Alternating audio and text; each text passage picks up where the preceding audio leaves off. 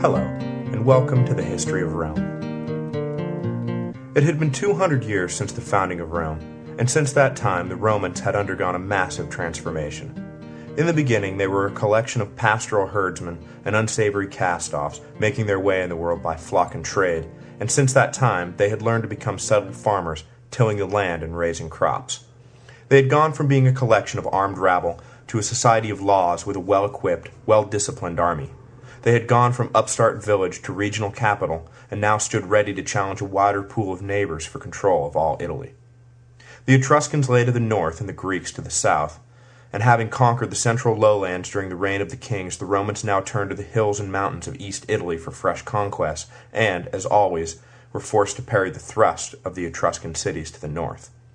This is the world into which the Republic was born. According to the legendary chronology, the kings were overthrown in 509 BC, though the date is highly suspect.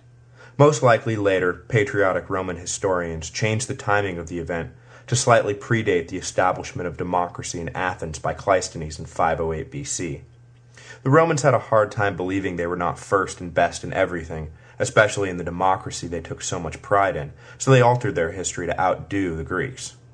However, without any concrete data, it is hard to know exactly when the kings were driven out, so we are forced to mark our own histories of the city with the 509 date. As I said in Part 1, the sack of Rome by the Gauls in 389 BC destroyed all primary documentation, so we are left with a mixture of legend and historical fiction. Before we get into the story of the early Republic, I want to pause for a moment and establish who exactly we are talking about here.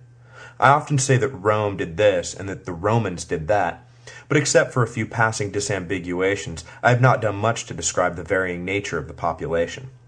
Were they some homogeneous hive mind who agreed on everything and acted with a single will? No, quite the opposite. There were rich Romans and poor Romans and middle-class Romans. There were men and women and children.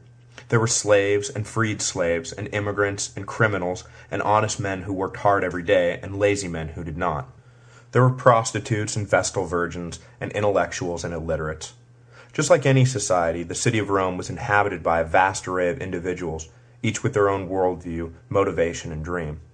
And just like in any society, the Romans did not always get along with one another and, in fact, often fought bitterly with one another for control and freedom from control. When the Republic was founded, the population of Rome was around 130,000. This population was divided into two basic groups, the patricians and the plebes. Put simply, the patricians came from those families who could trace their roots back to the original 100 senators chosen by Romulus, and the plebes came from those that could not. Generally speaking, the distinction between patrician and plebe also followed economic class divisions, though, as we will see, it was never that simple. In the early days, the political weight of the classes was inversely related to their numerical size. The smaller set of patricians held power over the larger set of plebes. As I noted last week, the two richest classes in Rome held between them enough votes to snuff out any possible opposition, and those classes were, for the most part, made up of patricians, so the patricians made the rules. In the beginning, then, the Democratic Republic was really an oligarchy of wealthy, aristocratic families who shaped policy to serve their interests and who had no intention of ever letting anyone else into the decision-making process. I don't want to get too far ahead of myself, but let me just say that it did not take long for the plebes, especially those plebes who were wealthy, to demand a greater voice in government. This tension between the patricians and the plebes would dominate Roman politics for the duration of the empire. Outside the basic patrician-plebe dichotomy, there were those without even nominal political standing, namely women, slaves, and immigrants. These groups formed a majority in sheer numerical terms, but were denied almost all political rights. Even the plebeian males, who howled righteously at the injustice of being denied a say in government, would have cried just as loud if someone had suggested suffrage being extended to women, or slaves, or immigrants. The idea would have been beyond comprehension. And the contradictions of the early Republic bear a striking resemblance to the contradictions of the early United States. When you picture the burgeoning Roman Republic, picture what you know of the burgeoning American Republic. The United States, though rhetorically cloaked in the language of freedom and equality, allowed only white, landowning males to vote. Eventually, the propertyless men agitated against the injustice of an oligarchical elite trampling on their freedoms and earned the same right, but women and blacks and Indians and the new immigrants were left out in the cold, present but unheard.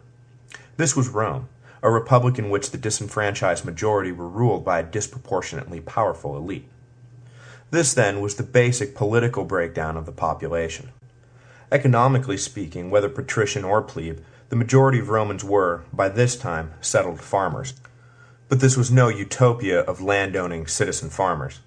The land was owned by an elite minority and worked by the rest of the population.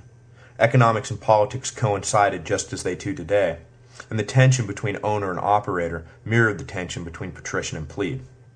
Plebes were constantly agitating for land redistribution, and patricians blocked reform whenever they could. In this early stage of the empire, the actual work of the farms was still done by the lower-class citizens, slaves being an important part of the Roman economic model, but not yet the keystone upon which the entire system was based. The farms produced two basic products: food for internal consumption, usually grain and cereals, and crops for external trade, usually olives and grapes, and the refined offspring, oil and wine. The Romans, building on the roots already established by the Etruscans, used savvy trade policies to enrich themselves with all manner of foreign goods, establishing a truly international flavor in the city. But as in so many other aspects of Roman society, it was the wealthy patricians who controlled the import-export boards, and it was they who benefited the most from foreign trade. Needless to say, the landless plebe who worked in the fields did not dress in African finery and eat off of Greek silverware. Divisions were many within the population, economically and politically, and hatred abounded between the classes. But, in the end, they were all Romans, and set aside their differences any time the city was threatened, though picking up their rivalries right where they left off, when danger had passed. That all being said, it's time to continue with our story. The tyranny of the monarchy had been banished forever. It was decided, and again, when you picture this, feel free to picture the patrician senators and equites hammering out the details, because it was really them making all the early decisions. The lower classes and plebes had nothing to do with it. The two men should rule annually to avoid any single man accumulating too much power. Originally, these men were called praetors, though the title would be changed in the early 300s BC to the more familiar consul. For clarity's sake, I will use the latter designation even for the early executives who were technically praetors, because the office itself did not change, just the name, and, well, most translations of early Roman history refer to them as consuls anyway, so there is no reason to confuse an already confusing situation with a lot of semantic nitpicking. Anyway, to the Roman mind, ensuring freedom was not so much a matter of scaling back or limiting the power of the executive, as the Founding Fathers sought to do with their system of checks and balances, as it was a matter of limiting the length of time within which absolute rule could be wielded. The consuls had all the same powers a king had, near absolute power over war and peace, life and death. They just had to give it up after a year. The second consul was the one check the Romans did add into the system. One consul could veto the actions of the other, and that was that. Any consul who tried to run away with power could be stopped at a word from his colleague. If the two conspired to oppress the people, their terms of office expired after a year, and they were back to being mere citizens, with all the legal weight that would be brought down upon two men who sought to make themselves king. In the end, it was the expiring term of office that really let the Romans sleep well at night. The executive power sharing was merely a useful novelty. In that year, 509 BC, this was as far as the Republic had gone constitutionally. Rather than the Comitia Centuriata getting together and electing a king who served for life, they got together and elected two men who served for 1 year. As I said last week, the first two consuls were Lucius Junius Brutus and Lucius Tarquinius Collatinus. The former led the revolt against the king, and the latter's raped wife had sparked the event. Brutus's first act was to make all men swear an oath that they should never again allow a king to rule Rome. As you can see, the legacy of Numa remained a potent force. Brutus felt that a sacred oath before Jupiter would be enough to bind men to oppose monarchy, and, barring a few exceptions, it did. The Romans did not mess around with their oaths. There was, however, an immediate problem. Collatinus, you will note, bore the hated moniker Tarquinius, being a relative of the overthrown king. The population, jittery in their newfound freedom, worried that lust for power was an inborn trait of the Tarquins, and immediately regretted their election of Collatinus, despite the fact that he had helped lead the revolution and vocally denounced his cousins. When pressed, though, Collatinus agreed, for the sake of the stability and viability of the new republic, to resign the consulship, even though everyone agreed it was completely ridiculous to ask him to do so. In his place, another one of the ringleaders of the revolt was elected, Publius Valerius, who will, in a moment, earn the honorarium Publicola, or Friend of the People, for his service to Rome. Students of American history will immediately recognize Publius's name. The Federalist Papers, written by James Madison, Alexander Hamilton, and John Jay, in defense of the newly written Constitution, appeared in print under the pseudonym Publius in honor of this consul's role in securing Rome's new republic. Publius is often cited as being one of the original consuls of Rome, but we should not forget Collatinus and his selfless resignation in the face of baseless and superficial fears for the sake of his country's freedom. The first threat the new republic faced was the first threat all successful revolutions face, namely, counter-revolution. There were more than a few Romans who had lived just fine under the kings, and were in no mood to lose their privileged place in society. A collection of young nobles, including 2 sons of the consul Brutus, conspired with envoys of the exiled King Tarquin to betray the city to him and reinstate the monarchy. The plot was revealed by one of the noble's slaves, and the entire group was arrested. Brutus was shocked to see his own sons involved in the affair, but incontrovertible evidence was produced confirming their guilt. The penalty for treason was severe, and despite his tortured misgivings, Brutus would not stop the sentence from being carried out. The young conspirators were tied to a post, scourged, and then beheaded. Brutus's decision was long lauded by the Romans as a patriotic sacrifice, teaching a moral lesson about putting the welfare of the state before even one's own family, but the ruthlessness of the decision often makes it difficult for us to see the nobility of the act. The second threat the new republic faced was the second threat all successful revolutions face, namely, invasion by an opportunistic enemy trying to take advantage of a neophyte central government. Tarquin had by this time taken refuge in Veii and pleaded with the nobility there to aid him in reconquering Rome. He argued that the virus of republicanism might infect Etruria and wipe out all the royal families in the region. The nobles of Veii were indeed worried about their subjects catching the freedom bug and, believing that Rome's leadership would be shaky and disjointed without a strong king in charge, agreed to aid Tarquin and attacked. However, to the surprise and consternation of Tarquin and the Veiites, Brutus and Publius proved to be extremely capable commanders, routing the army from Veii easily. The battle was not without tragedy for the Romans, though. In the middle of the fight, Brutus, liberator of Rome, was killed. His body was borne back to the city, and Rome went into mourning for a full year.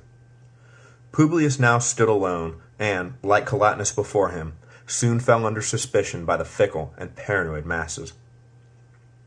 After the battle with the Veiites, Publius began construction on a home atop the Velia, a ridge jutting from the north side of the Palatine Hill.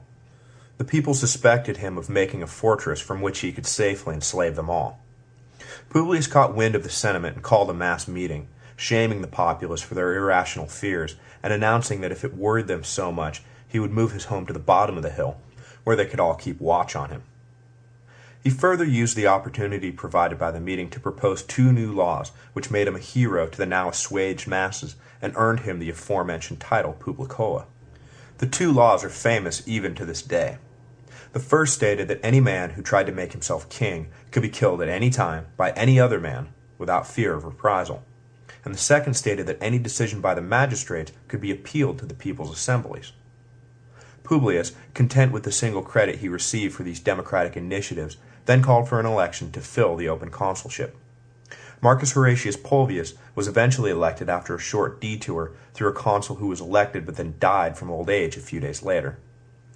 And this closed the first year of the Republic, leadership settled, the people mollified, and Rome secure. In the coming years, the tension between patrician and plebe would dominate public life in Rome, the patricians wary always of runaway mob rule, and the plebes seeing no practical difference between the overthrown king and the newly empowered Senate.